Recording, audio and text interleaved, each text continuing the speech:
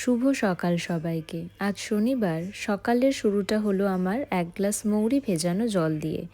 তবে আজ ব্রেকফাস্ট করার সময় হয়ে ওঠেনি। চটপট করে বেরিয়ে পড়তে হলো বাজারের উদ্দেশ্যে। কারণ ওয়েদার ফোরকাস্ট বলছে আজ সারাটা দিন বৃষ্টি হবে। তাই সকালের ৮টা থেকে ১০:৩০ পর্যন্ত যেই সময়টা বৃষ্টি নেই, সেই সময়টাতেই আমরা চাইছি চটপট করে বাজারটা সেরে ফেলার। যেহেতু কাল আবার বেরোনোর রয়েছে।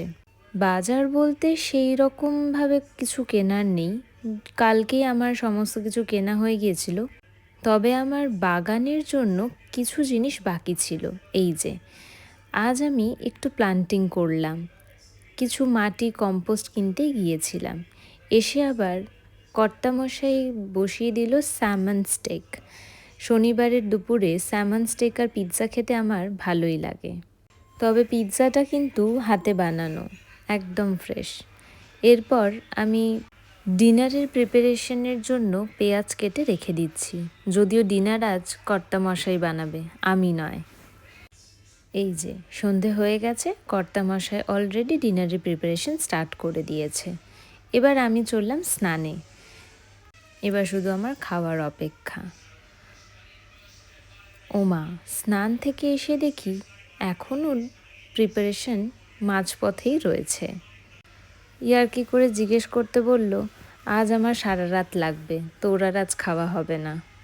যাই হোক, তবে আমি বেশি কথা বললাম না, কারণ আমার ননভেজ সম্বন্ধে খুব একটা নলেজ নেই বললেই চলে। বাড়িতে চিকেন, মাটন, মাছ যাই হোক না কেন সবটাই কিন্তু বরমশাই করে। আমি কিন্তু শুধু ভেজের ডিপার্টমেন্ট। ভেজ রান্না ছাড়া কিন্তু আমি কিছুই পারি না। রান্না অলমোস্ট শেষের পথে। তাই একবার আপনাদেরকে আমি বাইরের এনভায়রনমেন্টটা দেখিয়ে দিই খেতে বসার আগে।